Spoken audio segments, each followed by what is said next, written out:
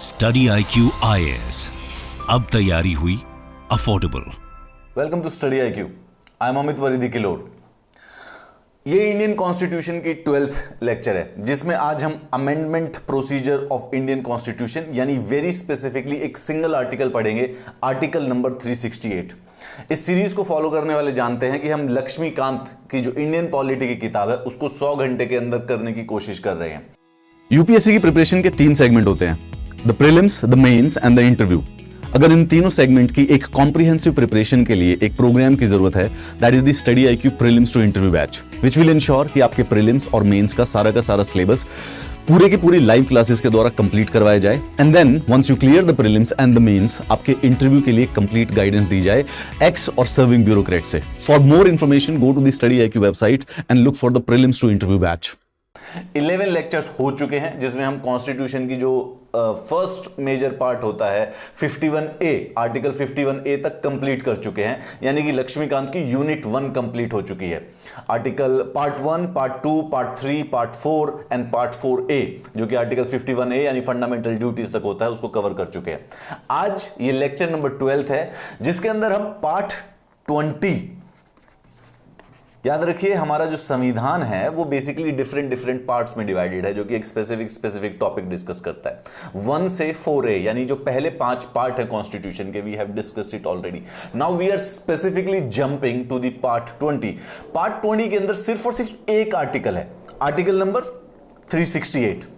आज हम article number 368 discuss करेंगे lecture number 12 of Indian polity में। आर्टिकल नंबर 368 कॉन्स्टिट्यूशन में अमेंडमेंट कैसे हो, यानी कि कॉन्स्टिट्यूशन अगर बन गया है लेकिन अगर उसमें अब इसके बाद में कोई चेंजेस करने हो तो इसके प्रोसीजर और इसके प्रोसेस को डिस्कस करता है। What is that procedure and what is that process, this will be discuss today. ठीक है, इसके बाद जो नेक्स्ट वाली आर्टिकल जो लेक्चर नंबर 13 होगा वहां पे हम basic structure of Indian constitution करेंगे। And let's start with the article 368 which is the on the agenda today. Article 368 of Indian constitution, amendment of the constitution. Indian constitution में संशोधन या बदलाव या फिर अमेंडमेंट करने का प्रोसीजर और तरीका क्या है वो हमें एक ही आर्टिकल में बताया गया है, आर्टिकल नंबर 368। इसके अंदर जो चेंजेस इंडियन कॉन्स्टिट्यूशन में आज तक हुए हैं, टोटल 104 अमेंडमेंट की जा चुकी है पिछले 70 सालों में। इट हैज बीन 70 इयर्स जब से हमारा कॉन्स्टिट्यूशन बना है 26 जनवरी 1950 से, एंड इट हैज हैपेंड 104 बार कि कॉन्स्टिट्यूशन में कुछ ऐसा मेजर बदलाव हुआ है कि हमें आर्टिकल 368 यूज करना पड़ा। आप लोग ये भी पढ़ेंगे, कभी कभी न्यूज पढ़ते वक्त आपको ऐसा पता होगा कि जैसे अगली बार जब कोई अमेंडमेंट होनी आएगी, अगली बार नेक्स्ट जो कॉन्स्टिट्यूशनल अमेंडमेंट 105वीं जो होगी, तो आप उसमें ऐसा पढ़ोगे कि 127th कॉन्स्टिट्यूशनल अमेंडमेंट बिल। इस प्रकार से याद रखिए कि जब भी संविधान में संशोधन करने के लिए जरूरत होती है तो वो एक ही टर्मिनोलॉजी को फॉलो करते हैं, नंबरिंग वाइज, क्रोनोलॉजी वाइज। ठीक है, तो जब बिल इंट्रोड्यूस होता है तो वो इस समय है 126 पे। 126 कॉन्स्टिट्यूशनल अमेंडमेंट बिल ने 104वीं 104th अमेंडमेंट की थी। ठीक है, ये बात ध्यान रखिएगा क्योंकि बीच में जो और अप्रोक्सीमेटली जो 22 बिल थे वो इंट्रोड्यूस तो हुए थे लेकिन फिर उसको पास नहीं किया गया। तो कॉन्स्टिट्यूशनल बिल 126 जा चुके हैं लेकिन कॉन्स्टिट्यूशनल अमेंडमेंट अब तक 104 ही हुई है। जो लास्ट वाली हुई थी वो 25 जनवरी 2020 को हुई थी, उसके बाद एक भी नई कॉन्स्टिट्यूशनल अमेंडमेंट अभी तक नहीं हो पाई है। ये बात ध्यान रखिएगा क्योंकि बिल और एक्ट में एक फर्क होता है। बिल जो कि इंट्रोड्यूस हुआ है और जब तक वो पास नहीं हो जाएगा तब तक उसको एक्ट नहीं मानेंगे, पास होने के बाद उसको एक्ट कहा जाता है। तो पास 104 हुए हैं, इंट्रोड्यूस पार्लियामेंट में संविधान में अमेंडमेंट करने के लिए जो कोशिश की गई थी वो 126 बार कोशिश की गई थी, लेकिन जो 22 बार जो हुआ वो पास ही नहीं हुआ फाइनली, तो उस बिल को ड्रॉप कर दिया गया। फिर नया आया तो फिर नेक्स्ट से स्टार्ट हो गया। Right, so the final constitutional amendment which you will read in the constitution is 104th। Now अगर आपको इस क्लासेस के पीडीएफ चाहिए, so this is the Telegram channel where you can also find me and the notifications and the amendments and the PDFs related to the classes. You can also find me anywhere on my social media और आप वहां पर join कर सकते हैं। Article 368 यानी कि part 20, 20 number का, ठीक है। एक ही पार्ट है और एक ही उसके अंदर कॉन्स्टिट्यूशन है। देखिए जैसे कि हमने 4A पढ़ा था, तो 4A पार्ट जो था डिफरेंट पार्ट है क्योंकि वो एक बिल्कुल डिफरेंट टॉपिक को डिस्कस करता है, लेकिन इसके अंदर आर्टिकल सिर्फ एक ही है, 51A। अलग अलग पार्ट्स का अलग अलग लेंथ एंड ब्रेथ है। अगर हम पार्ट A1 का बात करें तो उसके अंदर 1 से 4 आर्टिकल है, और उसी प्रकार से पार्ट 20 का बात करें तो उसके अंदर एक आर्टिकल है, article number 368। It deals with the power of the parliament, only parliament, ना स्टेट लेजिस्लेचर ना जुडिशरी, और कोई भी अमेंड नहीं करता है कॉन्स्टिट्यूशन को, सिर्फ पार्लियामेंट कर सकता है to amend the constitution and also discusses its procedure. यह कहता है कि parliament in exercise of its constituent power amend by way of addition, variation और repeal any provision of the constitution in accordance with the procedure laid down. तो add कर सकता है कोई और, जो अभी प्रेजेंट फॉर्म ऑफ कॉन्स्टिट्यूशन है उसमें किसी प्रकार का बदलाव लाना हो तो वो चेंज भी लाया जा सकता है, और किसी एक्ट को या किसी प्रोविजन को परमानेंटली हटाना हो तो वो रिपील भी किया जा सकता है। तो अमेंडमेंट का मतलब 3 वर्ड्स में आता है। सबसे पहले कोई नई चीज ऐड करनी हो, that would be considered an amendment. जो टेक्स्ट लिखा हुआ है उसके अंदर कोई चेंजेस करने हो, that would be considered an amendment. और अगर कोई प्रोविजन है उसको डिलीट ही कर देना होता है तो that would be considered an amendment. 3 प्रकार के चेंजेस होते हैं संशोधन के द्वारा। Parliament cannot amend these provisions which form the basic structure of the Constitution. This was ruled by the Supreme Court in Keshavananda Bharati case. Parliament की जो आर्टिकल 368 की पावर है कॉन्स्टिट्यूशन को अमेंड करने के लिए, उस पर एक ही लिमिटेशन है अभी, ओनली 1 लिमिटेशन। ये जब हमारा कॉन्स्टिट्यूशन बन गया था तो एक कांस्टेंट डिबेट रहा था पार्लियामेंट और जुडिशरी के बीच में कि पार्लियामेंट क्या क्या अमेंड कर सकता है इंडियन कॉन्स्टिट्यूशन के अंदर। तो कभी सुप्रीम कोर्ट ने ये बात ठहराई कि आर्टिकल 368 कंप्लीट पावर देता है कि सब कुछ अमेंड कर सकते हो। कभी सुप्रीम कोर्ट ने ये ठहराया कि फंडामेंटल राइट्स इतने इंपॉर्टेंट है कि उनको कॉन्स्टिट्यूशन बिल्कुल भी अमेंड, उनको पार्लियामेंट बिल्कुल भी अमेंड नहीं कर सकता। फाइनली जो प्रेजेंट सिचुएशन है वो 1973 में तैयार हुई थी, जब सुप्रीम कोर्ट का एक बहुत महत्वपूर्ण केस, जिसको हम अगले वाले लेक्चर में डिस्कस करेंगे, नंबर 13 में, केशवनंद भारती केस। उस केस में सुप्रीम कोर्ट ने कहा कि पार्लियामेंट के पास पावर है सब कुछ अमेंड करने की पूरे के पूरे कॉन्स्टिट्यूशन के अंदर, except the basic structure of the constitution. और बेसिक स्ट्रक्चर क्या होता है वो सुप्रीम कोर्ट अपने मोर और लेस अलग अलग जजमेंट्स में बताता रहता है, वो इंक्रीज भी होता रहता है, उसको चाहे तो बदला भी जा सकता है कि basic structure exactly fully defined नहीं है। केस टू केस बेसिस पर सुप्रीम कोर्ट बताता है कि क्या बेसिक स्ट्रक्चर का पार्ट होता है और क्या नहीं होता है। ओरिजिनल कॉन्स्टिट्यूशन के अंदर 3 प्रकार की अमेंडमेंट थी, ठीक है। अभी भी कॉन्स्टिट्यूशन में देखा जाए तो 3 प्रकार की अमेंडमेंट है। एक अमेंडमेंट जैसे कि हम आर्टिकल नंबर 4 में बात करें या 169 और भी कई जगहों पर है, जो कि फर्स्ट कैटेगरी ऑफ अमेंडमेंट होती है। ये कॉन्स्टिट्यूशन अमेंड हो जाता है सिंपल मेजॉरिटी से। सिंपल मेजॉरिटी कहने का मतलब है कि जितने लोग आए हैं उसके 50% प्लस 1, मतलब कि अगर 200 लोग हैं तो 101 ने अगर वोट कर दिया तो कॉन्स्टिट्यूशन अमेंड हो जाएगा, ठीक है। ऐसे 2-3 कुछ इंपॉर्टेंट आर्टिकल है, जैसे आर्टिकल नंबर 4 के अंदर कुछ स्टेट्स से संबंधित अभी डिस्कस करेंगे उन सबको, जो कि अमेंडमेंट करता है। आर्टिकल 368 इसके अलावा 2 और अमेंडमेंट होती है कॉन्स्टिट्यूशन में, उनके बारे में बात करता है। जैसे कि एक एग्जांपल भी देख लेते हैं। आर्टिकल 4 कहता है the laws made by parliament under article 2 relating to the admission और establishment of new states and article 3 effecting amendments in the first schedule और the 4th schedule and supplemental, incidental और consequential. Legal language है इसीलिए ये सारे के सारे शब्दों का प्रयोग कर देते हैं कि कुछ छूट न जाए।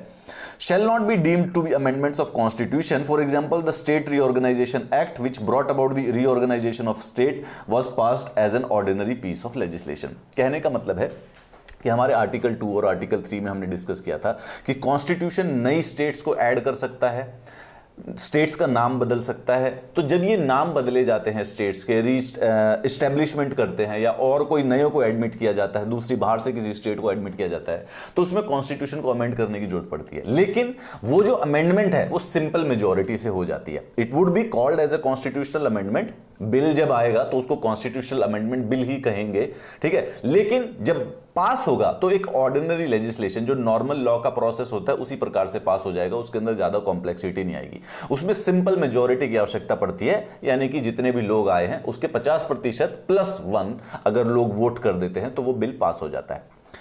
द सेकेंड कैटेगरी, दूसरी जो अमेंडमेंट है, that can be affected by parliament by a prescribed special majority. And the third category which includes special majority plus ratification by at least half of the legislature. ये जो last के दो प्रकार के process हैं वो आर्टिकल नंबर 368 में दिए गए हैं। कहने का क्या मतलब है, कॉन्स्टिट्यूशन को अमेंड करने के टोटल तरीके हैं 3, ठीक है, 1, 2 और 3। आर्टिकल 368 सिर्फ 2 स्पेशल केसेस को डिस्कस करता है। कॉन्स्टिट्यूशनल और भी आर्टिकल 368 के बाहर वाला एक प्रोसेस है जिससे अमेंड किया जा सकता है, जिसको सिंपल मेजॉरिटी का प्रोसेस कहा जाता है, ठीक है। इसमें अलग अलग आर्टिकल आते हैं। एक एग्जांपल के तौर पर अभी हम देख रहे हैं कि जो आर्टिकल पार्ट 1 के अंदर जिस प्रकार की अमेंडमेंट दी गई है, किसी नए स्टेट को ऐड करना है, स्टेट का नाम बदलना है, एरिया बदलना है, तो उसको कॉन्स्टिट्यूशनल अमेंडमेंट के द्वारा बदला जाता है, परंतु उसमें सिंपल मेजॉरिटी की जरूरत पड़ती है, उसमें आर्टिकल 368 की जरूरत नहीं पड़ती।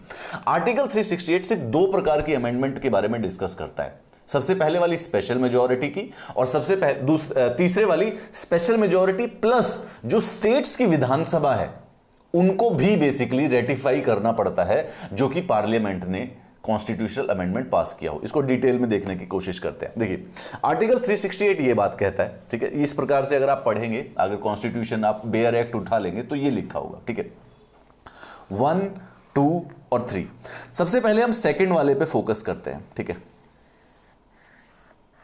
सेकंड वाले पे फोकस करते हैं, इनके ऊपर फोकस कीजिए, जो आर्टिकल नंबर 368 का क्लॉज नंबर 2 जो है इसके ऊपर। An amendment to this constitution may be initiated only by the introduction of a bill for the purpose in either house of parliament. Procedure बता रहा है ये कि कैसे होगा।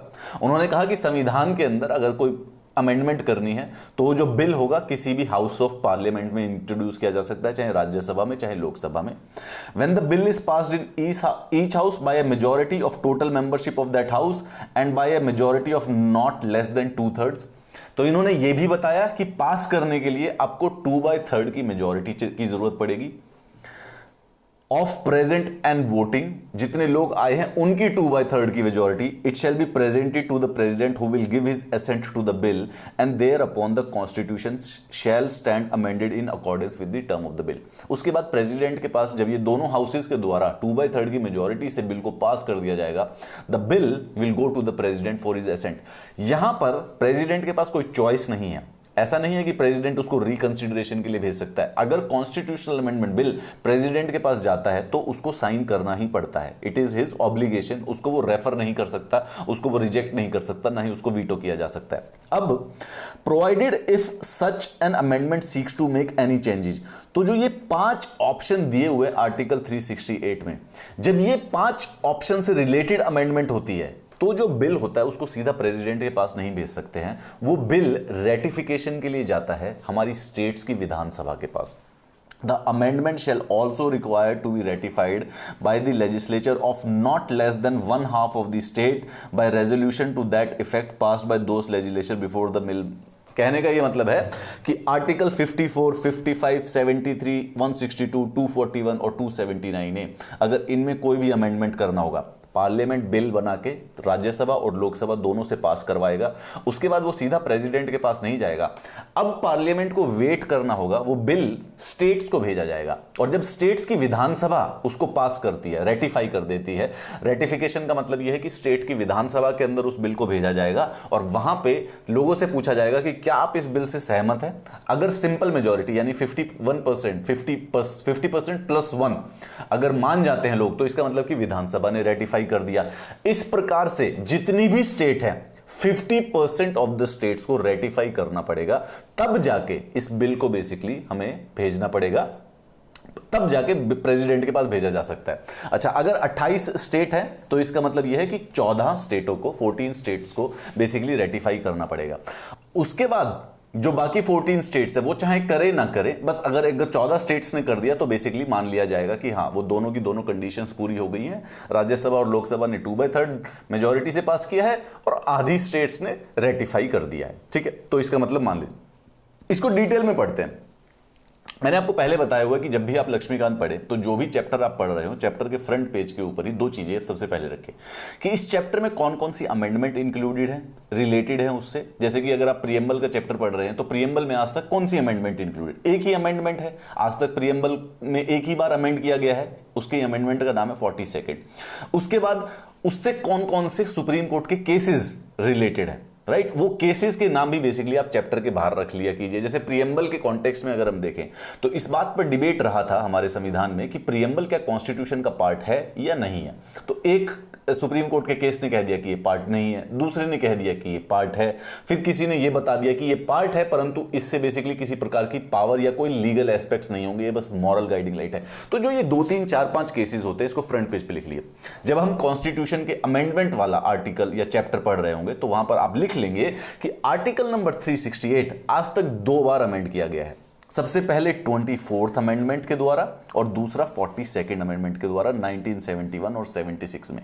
क्या अमेंडमेंट थी, चलिए इसके बारे में डिस्कस करते हैं। देखिए आर्टिकल 368 की जो क्लासिफिकेशन है वो आपके सामने इस समय। आर्टिकल 365 जब 1950 में अगर आप होते और उस दिन आपके हाथ में कॉन्स्टिट्यूशन आ जाता तो उसके अंदर सिर्फ और सिर्फ 368(2) बेसिकली सिर्फ यही था, the original text, the procedure of the amendment. यानी कि अगर हम देखें तो पहले दिन सिर्फ ये हमारे पार्लियामेंट के कॉन्स्टिट्यूशन में लिखा हुआ था। अमेंडमेंट का प्रोसीजर कैसे होगा ये डिस्कस किया हुआ है, बस that is it.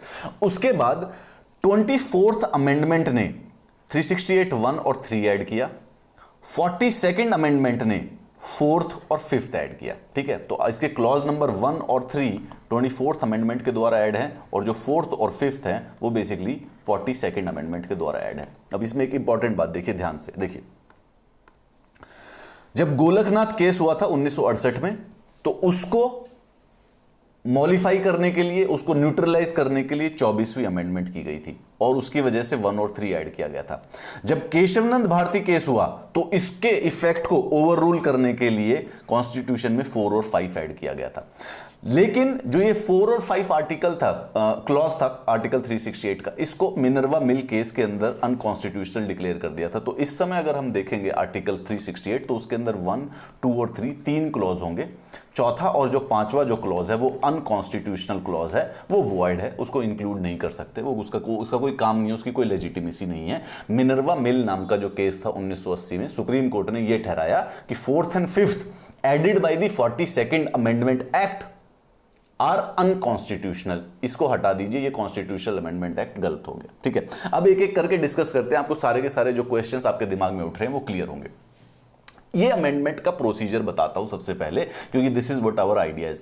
Article 368 Indian constitution में संशोधन लाने का प्लान बताता है। तो कैसे कैसे प्लान आता है, सबसे पहले फर्स्ट बात यह है, can be initiated only by the introduction of a bill for the purpose in either house of parliament not in the state legislature। तो ये अपने प्रीलिम्स के लिए याद रखिए, बट वैसे ये कॉमन सेंस वाली बात है। पार्लियामेंट को स्टेट कैसे अमेंड कर देगी, ऐसा तो हो ही नहीं सकता। तो इस कॉन्स्टिट्यूशन को स्टेट कैसे अमेंड कर देगी? स्टेट के विधानसभा संविधान को तो अमेंड नहीं करने की उनको पावर दे सकते हैं, बिल्कुल भी नहीं देनी चाहिए। इसीलिए सिर्फ और सिर्फ पार्लियामेंट अमेंड कर सकता है, जिसमें जो कॉन्स्टिट्यूशनल अमेंडमेंट बिल है वो किसी भी हमारे हाउस के अंदर, यानी कि चाहे वो राज्यसभा हो चाहे लोकसभा हो, दोनों के अंदर आप इंट्रोड्यूस कर सकते हैं। ये पहली कंडीशन होगी। दूसरे वाली, bill can be introduced either by a minister और by a private member and does not require prior permission of the president. President एक बहुत ही इंपॉर्टेंट कॉन्स्टिट्यूशनल बॉडी है। ठीक है, कई सारे ऐसे बिल आएंगे जब हम डिस्कस करेंगे जिनको इंट्रोड्यूस करने से पहले प्रेसिडेंट का साइन होता है, रेकमेंडेशन होती है कि मतलब ये बिल इंट्रोड्यूस हुआ है और इसके ऊपर प्रेसिडेंट की रेकमेंडेशन है। लेकिन इंटरेस्टिंगली कॉन्स्टिट्यूशनल अमेंडमेंट एक्ट में प्रेसिडेंट की प्रायर रेकमेंडेशन नहीं बनती। अगेन यहां पर भी एक प्रीलिम्स का क्वेश्चन है, they can directly ask you which of the following bills will require the prior recommendation of president for the introduction in any of the house। यहां पर कैटेगोरिकली कॉन्स्टिट्यूशनल अमेंडमेंट याद रखिए, उसके लिए प्रेसिडेंट की कोई रिकमेंडेशन की आवश्यकता नहीं है। उसको नॉर्मली आप सीधा राज्यसभा या लोकसभा में इंट्रोड्यूस कर सकते हैं, चाहे तो मिनिस्टर कर सकता है, चाहे एक प्राइवेट बिल की तरह भी किया जा सकता है। चलिए, सो द बिल जैसे कि इंट्रोड्यूस किया गया, किसी भी हाउस में कर दिया, must be passed in each house, दोनों के दोनों हाउस में स्पेशल मेजॉरिटी के लिए, that is majority of the total membership of the house and majority of the 2/3 of the members of the house present and voting. जितने भी लोग आए हैं उसका 2/3 ऑफ द मेंबर प्रेजेंट और वोटिंग। उस दिन कभी कभी क्या होता है कॉन्स्टिट्यूशन में, जब हम बिल पास करने जाते हैं तो कई बार प्रेजेंट ऑन वोटिंग के जितने, जैसे सपोज करो कई बार, जैसे अब एक हम लोकसभा के बारे में बात करें तो लोकसभा की जो स्ट्रेंथ है वो 543 है, बट सपोज कीजिए कि किसी दिन सारे के सारे लोग नहीं आए, सिर्फ और सिर्फ 200 लोग आए थे, तो कभी कभी कुछ बिल ऐसे पास हो जाते हैं कि सिर्फ 101 लोग वोट कर चले गए, पॉजिटिविटी में किस बिल को पास कर दो तो वो बिल पास मान लिया जाता है। Simple majority of present and voting, ठीक है, ये कभी कभी ऐसा हो सकता है, संभावना इसकी बनती है। तो अगर 543 आएंगे तो बेसिकली फिर आपको पूरे के पूरे 272 लोग चाहिएंगे सिंपल मेजॉरिटी अचीव करने के लिए। लेकिन अगर सिर्फ प्रेजेंट ही उस दिन 200 लोग हैं तो 101 की मेजॉरिटी, 101 लोग भी बेसिकली पास कर देंगे तो बिल पास हो जाता है। ये कह रहा है कि special majority of the total membership of the house, तो पहले तो स्पेशल मेजॉरिटी में total membership of the house, तो 543 का जो 2/3 है उतना होना चाहिए, and majority of the 2/3 of the members of house present and voting, जितने लोग प्रेजेंट हैं उनकी 2/3 की मेजॉरिटी होना भी आवश्यकता है, याद रखिए। उसके बाद ये मेजॉरिटी का जो कंफ्यूजन है इसको पहले दूर कर लेते हैं कि मेजॉरिटी क्या होती है। देखिए, एक तो सबसे पहले होता है simple majority, 50% of the members present and voting. जैसे कि अगर 100 लोग आए हैं तो 50% प्लस 1, इसको सिंपल मेजॉरिटी कहा जाता है। अगर 200 लोग हैं तो बेसिकली 100 प्लस 1, इसको सिंपल मेजॉरिटी कहा जाएगा, ठीक है, ये हो गया। स्पेशल मेजॉरिटी क्या होता है? More than 50% of the total membership of the house plus a majority of the 2/3 of the members of that house present and voting. तो अगर हाउस की जो 50% है, जैसे कि सपोज कीजिए कि हमारे पास एक, अगर हमारे राज्यसभा के अंदर सिर्फ और सिर्फ 250 लोगों की मेजॉरिटी है, तो सबसे पहले तो 125 से ऊपर होना चाहिए, और उसके बाद जितने लोग आए हैं उनके 2/3, 66.66% उस दिन प्रेजेंट होने चाहिए और वोट पॉजिटिविटी में करेंगे, तभी उसको स्पेशल मेजॉरिटी के द्वारा पास माना जाएगा। ये वाली बात। इसके साथ साथ special majority and the consent of the state, जो कि अभी आने वाले समय में डिस्कस होगा, क्योंकि आर्टिकल 368 दो प्रकार की अमेंडमेंट की बात करता है, एक तो स्पेशल मेजॉरिटी वाली और एक स्पेशल मेजॉरिटी और कंसेंट ऑफ द स्टेट। इसके बारे में आर्टिकल 368 नहीं बात करता है, इसके बारे में कॉन्स्टिट्यूशन के दूसरे हिस्से बात करते हैं। स्पेशल मेजॉरिटी और the consent of the state में यही है कि स्पेशल मेजॉरिटी से पास किया गया है, प्लस स्टेट्स की भी रेटिफिकेशन चाहिए, एटलीस्ट 50% स्टेट्स की भी। अच्छा, इसके अलावा एक इफेक्टिव मेजॉरिटी भी होती है, more than 50% of the effective strength of the house. कहने का क्या मतलब है कि अगर किसी बिल को पास करने के लिए 50% of the effective strength of the house चाहिए, जैसा कि मैंने बताया कि कभी कभी अगर 100 लोग, राज्यसभा में सिर्फ 100 लोग आए हैं, ठीक है, तो बेसिकली 51 लोग भी बेसिकली बिल को पास कर सकते हैं, 51 भी पास करते हैं। इफेक्टिव मेजॉरिटी का मतलब है कि चाहे लोग कितने भी आए हों, भाई अगर 250 लोगों का मेंबर का हाउस है तो 126 लोगों की वोट चाहिएगी। अगर उस दिन 127 लोग आए हैं तो भी 126 लोगों को प्रेजेंट मतलब वोट करना पड़ेगा, क्योंकि इफेक्टिव मेजॉरिटी है, जिनकी ओरिजिनली स्पीकिंग मेजॉरिटी जो है वो 50% अगर होगी तो 250 के मेंबर में 126 माना जाएगा, right? That is known as the effective majority. हम बात कर रहे हैं स्पेशल मेजॉरिटी की and the special majority of the consent of the state. इन सब के अंदर जो आर्टिकल 368 है सिर्फ इन दोनों के बारे में बात करता है, ठीक है, सिर्फ उन मेजॉरिटी के बारे में बताता है जो कि स्पेशल मेजॉरिटी हो। अब कॉन्स्टिट्यूशन जब अमेंडमेंट बिल इंट्रोड्यूस कर दिया है, राज्यसभा या लोकसभा कहीं पर भी कर सकते हैं, जब उसको पास कर दिया जाता है दो तरीके से, स्पेशल मेजॉरिटी से, each house must pass the bill separately. In case of a disagreement between the two houses, there is no provision for holding a joint sitting of the two houses for the purpose of deliberation and the passage of the bill. अब कहने की यहां पर important बात है, हमारे जो normally ordinary bill होते हैं उसमें से कुछ ऐसे बिल होते हैं, अगर दोनों हाउस पास ना कर पाए, किसी को किसी वजह से कुछ प्रॉब्लम हो, तो जॉइंट सिटिंग, इकट्ठे बैठ जाते हैं सारे के सारे, राज्यसभा के और लोकसभा के दोनों एमपीज इकट्ठे बैठ जाते हैं और फिर उस बिल को पास कर सकते हैं। कॉन्स्टिट्यूशनल अमेंडमेंट बिल अगर राज्यसभा ने अलग से पास नहीं किया और लोकसभा ने अलग से पास नहीं किया तो उनको साथ बिठाने का कोई भी प्रावधान नहीं है, फिर वो ड्रॉप हो जाएगा। तभी जैसा मैंने बताया कि बिल एक्ट तो 104 है, लेकिन जो बिल है वो 126वें नंबर पर पहुंचा हुआ है, क्योंकि बीच में जो 22 एक्ट थे एटलीस्ट उनको पूरा का पूरा कंप्लीट प्रोसेस नहीं हुआ और वो पास ही नहीं हुए वो वाले बिल। इसी प्रकार से इसी वजह से नहीं हुआ होगा, क्योंकि या तो राज्यसभा ने मना कर दिया या लोकसभा ने मना कर दिया। If the bill seeks to amend the federal provision of the constitution, it must be ratified by the legislature of half of the states by a simple majority, that is majority of the members of the house present and voting. Federal procedure कौन कौन से हैं जो कि हमारे article में ये 5 जो ये हमने स्पेसिफिकली आर्टिकल 368 में ही चीजें मेंशन की गई हैं। इन किसी भी प्रोविजंस को अगर डिस्कशन होगा article 54, 55, chapter 4 of 5, chapter 5 will discuss it in detail, don't worry. Any list in the 7th schedule, representation of the states in the parliament and the provisions of this article, यानी article 368 को भी अगर amend करना पड़ता है तो पहले तो स्पेशल मेजोरिटी की जरूरत पड़ेगी लोकसभा और राज्यसभा में, and then at least 50% of the states will have to ratify this article also. ठीक है, चलिए। After duly passed by the both the houses, parliament and ratified by the state legislature where necessary, the bill is presented to the president for the assent. President must, it is compulsory for him to give the assent to the bill. He can neither withhold his assent nor return the bill for the reconsideration of the parliament. After the president assent, the bill become an act. ठीक है, तो article 368 में अगर short में कहा जाए तो दो प्रकार की अमेंडमेंट है इंडियन कॉन्स्टिट्यूशन में। पहले वाली एक कि राज्यसभा या लोकसभा में बिल इंट्रोड्यूस होगा, दोनों के दोनों उसको 2/3 की मेजोरिटी, स्पेशल मेजोरिटी जिसे कहा जाता है, उसको पास कर देंगे और वो बिल प्रेसिडेंट के पास चला जाएगा, उनको साइन करना ही पड़ेगा। यानी प्रोसेस में सिर्फ राज्यसभा और लोकसभा ही इन्वॉल्व है। ठीक है, यही रोक सकते हैं, यही पास कर सकते हैं, बाकी और किसी का कोई खास रोल नहीं है। ठीक है, ये जैसे ही हो जाएगा एक्ट बन जाएगा। एक और जो स्पेसिफिकली 368 के अंदर ही हमने 5 अलग अलग प्रावधान उसमें 5 क्लॉजेज में मेंशन किया गया है, ऐसे कॉन्स्टिट्यूशन के प्रोविजंस जो कि फेडरल स्ट्रक्चर को इफेक्ट करते हैं। जब ऐसा कोई कॉन्स्टिट्यूशनल अमेंडमेंट आता है तो जब राज्यसभा और लोकसभा उनको पास कर देती है तो वो बिल सीधा प्रेसिडेंट के पास नहीं जाएगा, वो बिल पहले स्टेट्स लेजिस्लेचर के पास भेजा जाता है और उसमें जितनी भी स्टेट लेजिस्लेचर है उनके हाफ ऑफ द, यानी कि 28 स्टेट है तो 14 स्टेट्स ने भी बेसिकली अगर उसको रेटिफाई कर दिया तब वो कॉन्स्टिट्यूशनल अमेंडमेंट बिल सीधा प्रेसिडेंट के पास भेज दिया जाएगा। बाकी 14 का वेट नहीं किया जाएगा, चाहे वो करे चाहे कभी भी ना करे, उससे कोई फर्क नहीं पड़ता है। फिर वो प्रेसिडेंट को दोबारा से कंपल्सरी उस पर साइन करने पड़ेंगे and that constitutional amendment will become an act. After Article 368 provides 2 types of amendments, that is by a special majority of parliament and also through the ratification of half the states by a simple majority.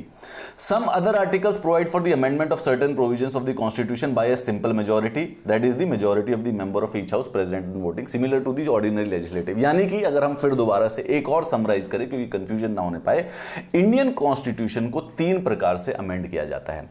सबसे पहला तो एक normal amendment है जो कि simple majority of parliament से amend हो जाता है। ठीक है, और जो बाकी 2 प्रकार की जो अमेंडमेंट है वो स्पेसिफिकली सिर्फ और सिर्फ आर्टिकल 368 में अमेंडमेंट दी हुई है।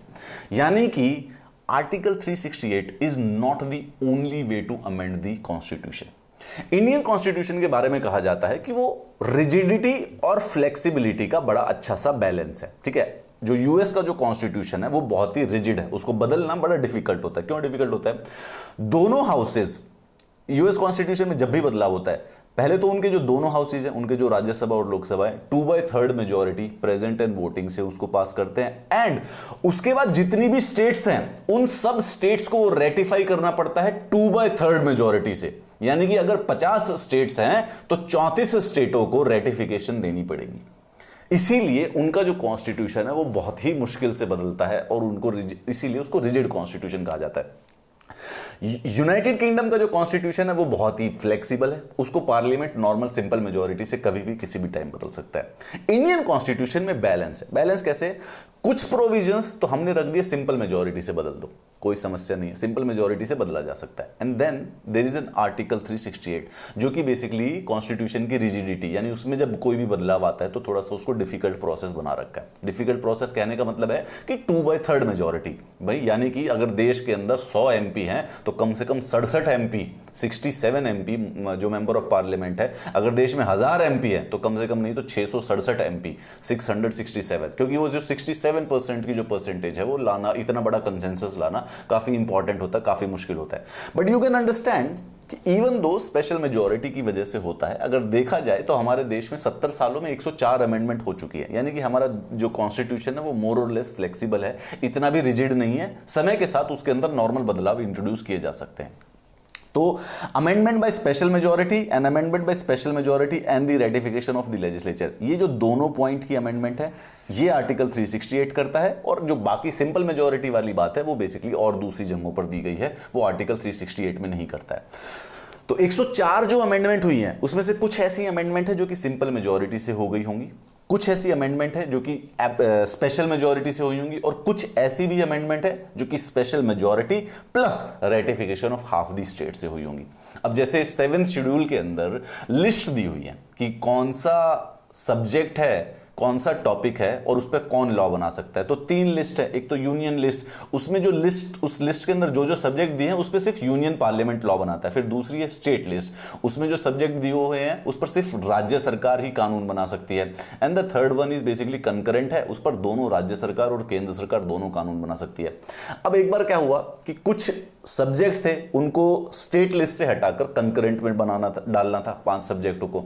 तो जब ऐसा हुआ होगा उसके लिए कॉन्स्टिट्यूशनल अमेंडमेंट करने की जरूरत पड़ी होगी और वो कॉन्स्टिट्यूशनल अमेंडमेंट होने के बाद एटलीस्ट हाफ स्टेट्स को रेटिफाई भी करना पड़ा होगा, और जो कि किया गया था बेसिकली। विल डिस्कस इट, हम उसके बारे में बात करते हैं। आइए, सिंपल मेजॉरिटी से ये कुछ टॉपिक्स हैं जो कि बेसिकली सिंपल मेजॉरिटी से इंडियन कॉन्स्टिट्यूशन को अमेंड कर सकते हैं। जैसे एडमिशन करना हो, एस्टेब्लिशमेंट करना हो नए स्टेट्स का, इसको सिंपल मेजॉरिटी से किया जा सकता है। नई स्टेट्स को फॉर्म करना हो, किसी का एरिया, बाउंड्री, नेम बदलना हो, ये भी सिंपल मेजॉरिटी से किया जा सकता है। लेजिस्लेटिव काउंसिल्स, हमारे यहाँ पर जो बेसिकली क्या नाम है राज्य सरकारें हैं, उसमें सिर्फ जनरली एक ही विधान जो सभा होती है, बेसिकली विधान परिषद नहीं होता, ठीक है, लेजिस्लेटिव काउंसिल नहीं होती है, सिर्फ लेजिस्लेटिव असेंबली होती है। लेकिन कई स्टेट्स हैं जहां पर लेजिस्लेटिव काउंसिल्स भी हैं, तो उसको क्रिएट करना किसी स्टेट में या उसको अबॉलिश कर देना, वो बेसिकली एक सिंपल मेजोरिटी से पार्लियामेंट कर सकता है। Second schedule, emoluments, allowances, privileges, so on, president, governor, speakers के जजेस, इसके लिए भी कॉन्स्टिट्यूशन में बहुत मेजर अमेंडमेंट की जरूरत नहीं है।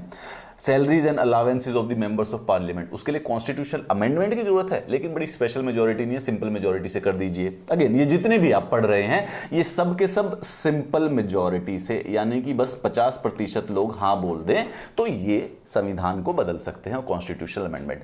This kind of constitutional amendment is not discussed in article 368। Article 368 specifically in दोनों के बारे में बात करता है, जैसे कि fundamental right, directive principles of state policy, इनको जब आप अमेंड करेंगे तो इसके लिए आपको स्पेशल मेजॉरिटी की जरूरत पड़ेगी। और याद रखिए, इसमें स्टेट्स का कंसेंट नहीं चाहिए, क्यों? क्योंकि ये फेडरलिज्म से संबंधित नहीं है। डीपीएसपी के अंदर कोई बदलाव है या फंडामेंटल मौलिक अधिकारों के बीच में कोई बदलाव है, so this does not include the issue of the federalism. तो इसको पार्लियामेंट अमेंड कर सकता है, सिर्फ 2 हाउसेज इन्वॉल्व होंगे, राज्यसभा और लोकसभा, और वो स्पेशल मेजॉरिटी से अगर उस बिल को पास कर देते हैं वो प्रेसिडेंट के पास चला जाएगा और बाय लॉ प्रेसिडेंट को बेसिकली उसके ऊपर साइन करने ही पड़ेंगे, उसको एसेंट देना ही देना पड़ेगा। All other provisions which are not covered by the first and third categories. अच्छा, उसके बाद ये भी डाउट क्लियर कर दिया है कि जो फर्स्ट कैटेगरी के अंदर इंक्लूडेड है और जो थर्ड इसके बाद वाली पे पढ़ेंगे, इसके अलावा कॉन्स्टिट्यूशन में कोई भी अमेंडमेंट है वो सिर्फ स्पेशल मेजॉरिटी से ही किया जाएगा। The majority of the provision in constitution need to be amended by a special majority of total membership of each house and the majority of the 2/3 of the members of each house present and voting. Expression total membership means the total number of members comprising the house irrespective of fact whether there are vacancies or absentees. एक और तरीके से system हो सकता है, जैसे कि भाई सपोज कीजिए कि हमारी जो total membership of the Lok Sabha है वो 543 है, ठीक है। अब किसी समय हो सकता है कि 4 वैकेंसीज हो, अभी मेंबर ऑफ पार्लियामेंट सेलेक्ट ही ना हुए हों, तो ये तो 539 हो जाएगा। तो इसका मेंबरशिप पे इसके हिसाब से डेटा नहीं निकालना है, इसके हिसाब से 2/3 नहीं निकालना है, 2/3 निकाला जाएगा सिंपल, जो कि बेसिकली असाइंड है। 545 असाइंड है, अब चाहे कितनी भी वैकेंसीज हो, इसी के बेसिस पर 2/3 स्पेशल मेजॉरिटी डिसाइड होगी। Strictly speaking, the special majority is required only for voting at the third reading stage of the bill, but by way of abundant caution, the requirement of the special majority has been provided. Ordinary bill पास कैसे होता है, bill making का पूरा process क्या होता है, we will discuss it in coming lectures. However अगर हम शॉर्ट में समझे तो बिल जो होता है, जब नया बिल पार्लियामेंट में इंट्रोड्यूस किया जाता है तो उसके में 3 रीडिंग होती है। एक तो नॉर्मल इंट्रोडक्शन हो गया, जहां ज्यादा बात नहीं हुई, बस बातचीत बताई गई है मेंबर ऑफ पार्लियामेंट्स को कि ऐसे प्रकार का बिल है। सेकेंड वाला होता है जो थोड़ा ज्यादा बड़ा डिस्कशन का होता है, जिसके अंदर क्लॉज बाय क्लॉज डिस्कशन होता है कि ये बिल से, इस क्लॉज से क्या होगा, इस प्रोविजन से क्या होगा, there is a detailed discussion जो कि एक कमेटी के द्वारा किया जाता है। एंड थर्ड रीडिंग, यानी कि अब वो बिल एक्चुअली में पार्लियामेंट के पास है, हमारे लोकसभा और राज्यसभा के जो मेंबर ऑफ पार्लियामेंट है उनके पास है, और अब उनसे वोटिंग मांगी जा रही है। तो यूजुअली जो ये स्पेशल मेजॉरिटी का जो क्लॉज दिया गया है, ये सिर्फ और सिर्फ ना प्राइमा फेसी देखा जाए तो ये सिर्फ थर्ड रीडिंग पर अप्लाई होता है, लेकिन कॉन्स्टिट्यूशनल अमेंडमेंट के जो बिल्स होते हैं वहां पे कॉशन के लिए एक इन्होंने सिर्फ और सिर्फ मॉरल कॉशन के लिए ये किया गया है कि तीनों के तीनों जो पूरा का पूरा कॉन्स्टिट्यूशनल अमेंडमेंट का बिल होता है ना, उसमें तीनों के तीनों में हमेशा 2/3 मेजॉरिटी है। यानी कि जब बिल इंट्रोड्यूस होता है, कॉन्स्टिट्यूशन का बिल, कॉन्स्टिट्यूशनल अमेंडमेंट का बिल जब लोकसभा में या राज्यसभा में इंट्रोड्यूस होता है, तो उस समय भी वो 2/3 मेजॉरिटी की हाँ करवाते हैं कि भाई अब अमेंडमेंट बिल इंट्रोड्यूस हो रहा है, क्या 2/3 लोग, जरूरी नहीं है उस समय, इट इज नॉट रिटर्न, सिर्फ थर्ड रीडिंग के समय जरूरत है, लेकिन उस समय भी अबंडेंट कॉशन, कहीं गलती से भी कोई गलती ना हो जाए संविधान के अंदर संशोधन करते हुए, तो हर स्टेज पे 2/3 किया हुआ है। But legally speaking, constitutionally speaking, that special majority only applies to the final third reading of the bill. Interesting बात है। बाय स्पेशल मेजोरिटी, ये तो पहले वाला हो गया, ठीक है। तो ये जो सेकंड नंबर वाला हम अमेंडमेंट देख रहे हैं, याद रखिए अभी हम क्या कर रहे हैं, हम 3 प्रकार की अमेंडमेंट देख रहे हैं। We are trying to study the 3 types of amendments, ठीक है। First amendment by the simple majority, ये सारी की सारी चीजें सिंपल मेजोरिटी से होती हैं। दूसरा हम देख रहे हैं amendment by the special majority. Special majority से पे देखें फंडामेंटल राइट है, डीपीएसपी है, और जो फर्स्ट और थर्ड में इंक्लूडेड नहीं है वो स्पेशल मेजोरिटी से। And now we are discussing about the third type of, जो कि बेसिकली जिसमें कंसेंट ऑफ स्टेट की भी जरूरत है। Provisions which are related to the federal structure. जब फेडरल स्ट्रक्चर की बात आती है, क्योंकि फेडरल स्ट्रक्चर में स्टेट्स का भी स्टेक है, इसीलिए जब उस ऐसी किसी भी प्रोविजन को कॉन्स्टिट्यूशन के अमेंड करना होता है, देन कॉन्स्टिट्यूशनल अमेंडमेंट के तहत स्पेशल मेजोरिटी तो जरूरत पड़ेगी, साथ में स्टेट्स का भी कंसेंट लेना जरूरी होता है, with the consent of half of the state legislature by a simple majority. अच्छा, जब स्टेट रेटिफाई करती है तो स्टेट को 2/3 मेजोरिटी से नहीं करना पड़ता, स्टेट बेसिकली उसको हाफ वन मतलब नॉर्मल सिंपल मेजोरिटी से कर सकती है। Again in relative to the US one, US में जब लोकसभा उनकी जो उनका जो सेनेट है या उनकी जो राज्यसभा है, उनका जो कांग्रेस है, जब वो जो बिल को पास करेंगे वो 2/3 से करेंगे। उसके बाद जितने भी स्टेट हैं 2/3 स्टेट करेंगे। हमारे यहाँ पे 50% स्टेट कर रहे हैं, और जो स्टेट हैं वो भी 2/3 मेजोरिटी से करेंगे, हमारे यहाँ पर सिंपल मेजोरिटी से कर रहे हैं। यानी उनका बहुत ही ज्यादा रिजिड है, तभी तो होते नहीं है उनके कॉन्स्टिट्यूशनल अमेंडमेंट। 250 साल के अंदर 16 अमेंडमेंट हुए हैं। If one or some or all of the remaining states take no action on the bill, उससे कोई फर्क नहीं पड़ता। The moment half of the state give their consent, the formality is completed. There is no time limit within which the state should give their consent to the bill. Time limit भी नहीं है, श्रद्धानुसार देते हैं, देते नहीं है। अब ये the following provisions, ये जो 8 provisions हैं, ये वो वाले हैं जिसमें special provision plus consent of the state दोनों के दोनों इन्वॉल्व होते हैं। जैसे कि इलेक्शन ऑफ द प्रेसिडेंट, क्यों? क्योंकि प्रेसिडेंट के इलेक्शन के अंदर स्टेट्स की भी से है, इसीलिए इससे फेडरलिज्म में फर्क पड़ता है, hence it is also included. इसमें स्टेट का कंसेंट चाहिए, अगर इसमें कुछ बदलाव लाओगे तो आज तक नहीं किया गया है। Extent of the executive power of the union and the states, अगर यूनियन और स्टेट्स के बीच में पावर डिफरेंशिएशन में कुछ बदलाव आता है तो इससे फेडरल स्ट्रक्चर के अंदर बदलाव आया है, hence the consent of the state is required. Supreme court और हाई कोर्ट, अब जो हमारी जुडिशरी है वो इंटीग्रेटेड है, राइट? तो सुप्रीम कोर्ट की पावर में कोई चेंज आएगा, हाई कोर्ट की पावर में कोई चेंज आएगा, this will affect the state also. इसमें भी यही है। Distribution of legislative power between the union and the states, again this is related to the schedule number 7, क्योंकि शेड्यूल नंबर 7 के अंदर 3 लिस्ट दी गई है जो कि हमारी स्टेट की और जो सेंटर है इन दोनों की लेजिस्लेटिव, यूनियन जो है इन दोनों की लेजिस्लेटिव पावर्स को डिफाइन करता है। Goods and service tax council से संबंधित कोई इशू आता है, any of the list in the 7th schedule, representation of the states in the parliament, and more importantly article 368 itself। तो ये एक बड़ा प्यारा सा सिंपल सा क्वेश्चन है प्रीलिम्स का कि आर्टिकल 368 को अगर अमेंड किया जाए तो किस प्रकार का कॉन्स्टिट्यूशनल अमेंडमेंट होगा? थर्ड टाइप का, यानी कि स्पेशल मेजॉरिटी भी लगेगी और 50% कंसेंट ऑफ द स्टेट्स भी लगेगा, आर्टिकल 368 इटसेल्फ। क्योंकि ये कंफ्यूजन हो सकता है, आप goods and service tax council है, ये आप आसानी से सोच सकते हैं कि हाँ इसमें तो दोनों स्टेट और सेंटर इन्वॉल्व है, फेडरलिज्म का इशू है। Supreme court you can say integrated judiciary है तो फेडरलिज्म का इन्वॉल्व है। लेजिस्लेटिव पावर, यस, शेड्यूल 7, यहां पर सोचना आसान है, कॉमन सेंस का, पर आर्टिकल 368 में फेडरलिज्म में क्या असर है? बट नहीं, आर्टिकल 368 क्योंकि कॉन्स्टिट्यूशनल अमेंडमेंट प्रोविजन को डिस्कस करता है, उसमें कोई भी बदलाव आता है स्वयं आर्टिकल 368 के अंदर, the consent of the state is also necessary. याद रखिएगा इस बात को।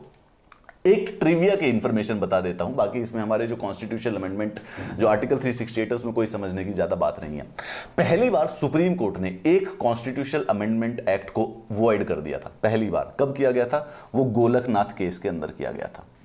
An amendment was struck down on the basis that it violated Article 13। पहली बार ऐसा हुआ कि आर्टिकल 13 को violate, the state shall not make any laws which takes away और abridges the right conferred by the fundamental right.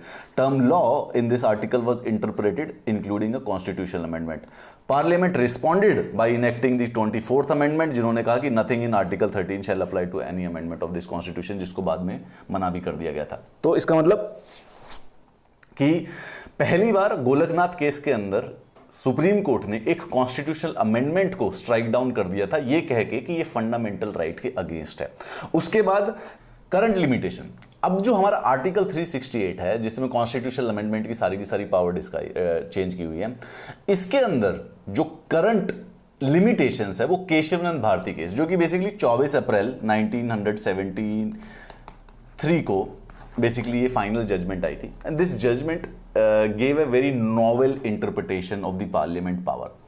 इससे पहले debate चल रहा था कि पार्लियामेंट के पास जो अमेंडमेंट की पावर्स है वो कितनी है, how much the parliament can amend the constitution, क्या वो कंप्लीटली अमेंड कर सकता है, क्या वो नहीं कर सकता है।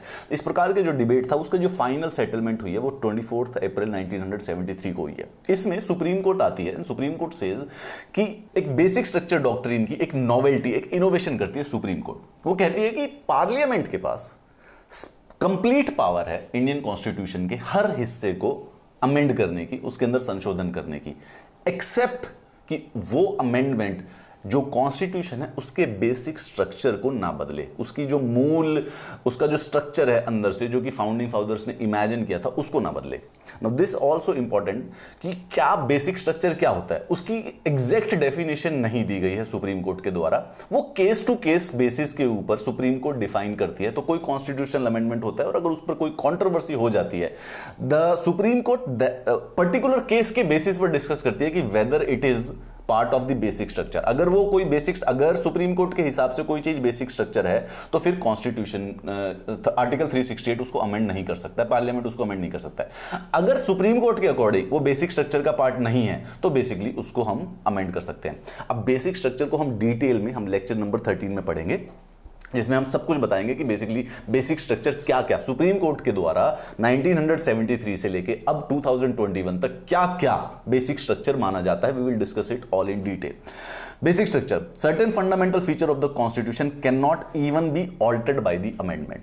इवन दो आर्टिकल 368 पूरा प्रोसेस बता रहा है आपको कॉन्स्टिट्यूशन को अमेंड करने का, लेकिन कुछ बेसिक फीचर है उसको वो उस आर्टिकल 368 के द्वारा भी आप, चाहे स्पेशल मेजॉरिटी हो, चाहे सारी स्टेट्स ने कंसेंट दे दिया हो, उसको आप अमेंड नहीं कर सकते हैं इंडियन कॉन्स्टिट्यूशन को। This is a very tremendously brilliant innovation by the supreme court. There shall be no limitation whatever on the constituent power of the parliament to amend this constitution।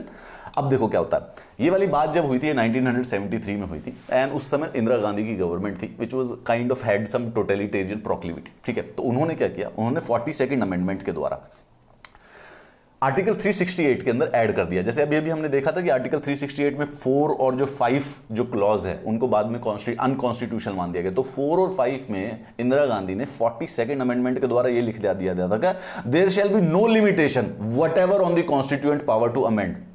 तो उन्होंने ये बता दिया कि पार्लियामेंट की जो amendment की पावर्स हैं वो अनलिमिटेड है।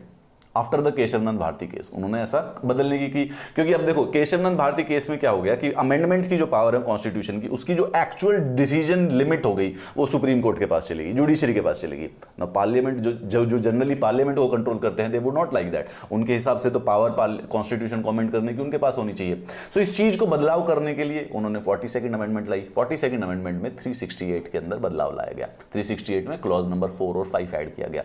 उसमें लिख दिया गया कि पार्लियामेंट की जो अमेंडमेंट की पावर है वो अनलिमिटेड है और कोई भी चीज को पावर कर सकते हैं। But then in the Minerva Mill case supreme court ने कहा कि ये जो दोनों क्लॉज हैं ये अनकॉन्स्टिट्यूशनल है, आपने गलत तरीके से ऐड किया है, इन दोनों को हटा दीजिए, वो फिर दोबारा से वॉइड हो गए।